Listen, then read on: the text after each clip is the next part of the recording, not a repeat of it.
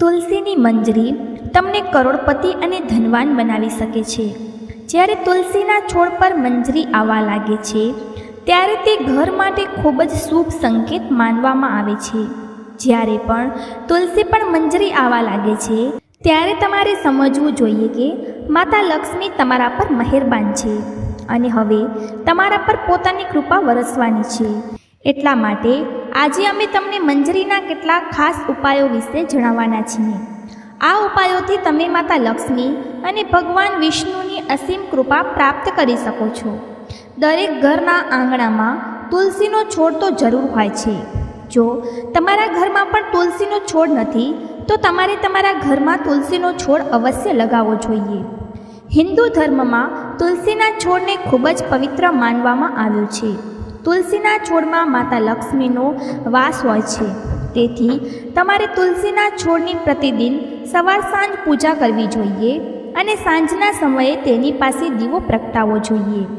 તુલસીનો છોડ જેટલો પવિત્ર હોય છે તેની મંજરી પણ તેટલી જ પવિત્ર અને મહત્વપૂર્ણ માનવામાં આવે છે. તુલસીની મંજરી સાથે જોડાયેલા કેટલાક ઉપાયો જો તમે કરી લીધા તો તમારા ઘરમાં ધનથી સંબંધિત બધી સમસ્યાઓ દૂર થઈ જશે. સાથે જ તમારા ઘરની તિજોરી ક્યારેય ખાલી નહીં રહે. તમારા ઘરમાં પૈસાને લઈને ક્યારેય કોઈ તંગી નહીં થાય. ઘરના દરેક સભ્યોને પોતાના કાર્યમાં સફળતા મળશે અને ઘરમાં હંમેશા સુખ સમૃદ્ધિ અને શાંતિ બની રહેશે. જો ઘરમાં રોજ ઝઘડા અને કલેશ થતા રહે છે તો તમારે તુલસીની મંજરીના આ નાના ઉપાયોને જરૂર કરવા જોઈએ. આનાથી તમારા ઘરમાં ખુશીઓ આવી જશે. તુલસીના છોડને દેવીમાં લક્ષ્મીનું સ્વરૂપ માનવામાં આવે છે. તુલસીના વૃક્ષ પર લીલી મંજરીનું આવવું ખૂબ જ શુભ માનવામાં આવે છે. ચાલો હવે તુલસીની મંજરીના તે સરળ ઉપાયો વિશે જાણીએ. નંબર 1, જ્યારે પણ તમારી તુલસીમાં મંજરી આવે તરત જ મંજરી તોડો, પરંતુ તેને ફેંકવાને બદલે લાલ કપડામાં લપેટીને મંદિરમાં રાખી દો. આ ઉપરાંત આજના સમયમાં સુખી જીવન જીવવા માટે દરેક વ્યક્તિ ધન પ્રાપ્તિની ઈચ્છા રાખે છે. જો તમે પણ ધન લાભ કે ધન પ્રાપ્તિની ઈચ્છા રાખો છો તો તુલસીની મંજરીને લાલ રંગના કપડામાં બાંધીને તેને તમારા ઘરની તિજોરીમાં રાખી દો. માન્યતા છે આમ કરવાથી માતા લક્ષ્મીની કૃપા સદા બની રહે છે. જો વ્યક્તિ ઈચ્છે કે તેને ક્યારે આર્થિક મુશ્કેલીઓનો સામનો ન કરવો પડે તો તેને પોતાના પર્સમાં તુલસીની મંજરી રાખી શકે છે. નંબર 2, ભગવાન ભોલેનાથને તુલસીનું પાન ચડાવવું વર્જિત માનવામાં આવે છે, પરંતુ તમે ભગવાન ભોળાનાથને તુલસીની મંજરી અર્પણ કરી શકો છો. આમ કરવાથી તમને પારિવારિક સુખનો લાભ મળશે.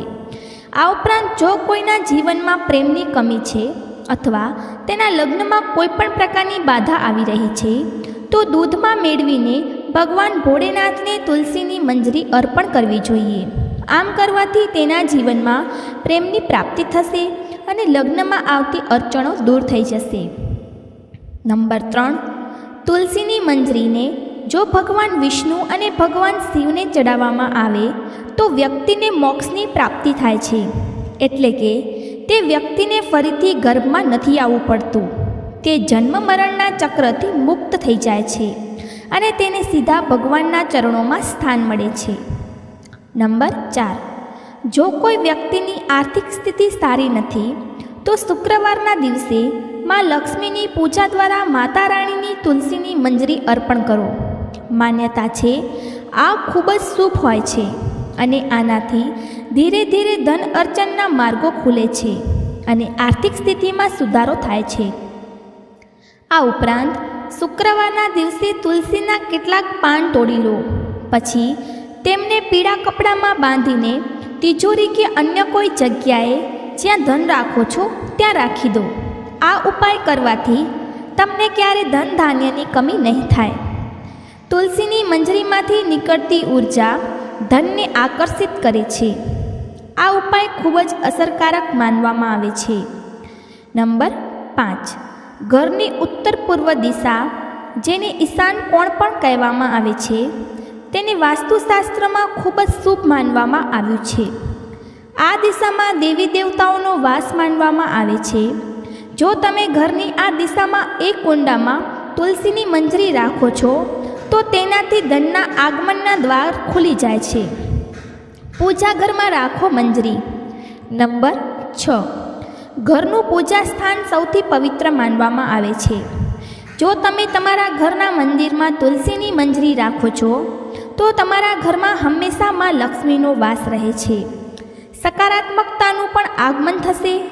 ધ્યાન રાખો કે મંજરીને લાલ કપડાથી બાંધીને રાખો અને તેને કોઈની નજર ન લાગવા દો. તેને સ્થાપિત કરતી વખતે માં તુલસી અને ભગવાન વિષ્ણુનું ધ્યાન કરો. નંબર 7. જો તમે આર્થિક તંગીથી પરેશાન છો તો તુલસીની મંજરીને તમારા ઘરની બાલ્કનીની ઉત્તર કે પૂર્વ દિશામાં કોઈ પવિત્ર સ્થાને રાખો. આ ઉપાય કરવાથી તમારા ઘરમાં પણ પૈસાની કમી નહીં થાય. આ ઉપરાંત ધન પ્રાપ્તિના રસ્તા હંમેશા ખુલ્લા રહે છે. નંબર 8. માન્યતા છે કે માતા લક્ષ્મીની પૂજા કરતી વખતે તુલસીની મંજરીને પૂજન સામગ્રીમાં સામેલ કરવું ખૂબ જ શુભ હોય છે. માતા લક્ષ્મીને શુક્રવારના દિવસે તુલસીની મંજરી અવશ્ય અર્પણ કરવી જોઈએ. આવું કરવાથી માં લક્ષ્મીની કૃપા સદાય બની રહે છે અને ઘરમાં ધનનું આગમન થાય છે. નંબર 9. જ્યોતિષશાસ્ત્ર અનુસાર જે ઘરમાં હંમેશા કલહનું વાતાવરણ બની રહે છે અથવા અવારનવાર માનસિક તણાવ થાય છે તો તેનાથી છુટકારો મેળવવા માટે ગંગાજળ અને તુલસીની મંજરીને મિક્સ કરીને ઘરની ઉત્તર દિશામાં રાખો અને આ જળને રોજ આખા ઘરમાં છાંટો. આ ઉપાયથી ઘરમાં નકારાત્મક ઉર્જાનો વાસ નહીં રહે અને ઘરનું વાતાવરણ ખુશનુમા રહેશે. નંબર 10. વાસ્તુશાસ્ત્ર અનુસાર ઘરની ઉત્તર પૂર્વ દિશા ધનને આકર્ષિત કરવા માટે શુભ માનવામાં આવે છે. આ ખૂણો દેવતા કુબેર સાથે જોડાયેલો છે. આ દિશામાં એક વાસણમાં તુલસીની મંજરી રાખવાથી ધનનું આગમન શરૂ થઈ જશે. નંબર 11. તુલસીની મંજરીને સ્નાનના પાણીમાં નાખીને નહાવવું. આવું કરવાથી વાસ્તુ દોષ દૂર થાય છે અને ગ્રહ દોષથી પણ મુક્તિ મળી જાય છે. સાથે જ તમે તુલસીની મંજરીને હંમેશા તમારા પીવાના પાણીમાં પણ નાખી શકો છો. આનાથી નજર દોષ કે ખરાબ નજર નહીં લાગે. નંબર 12. તુલસીમાં મંજરી આવવાને અવગણવું ખોટું હોય છે.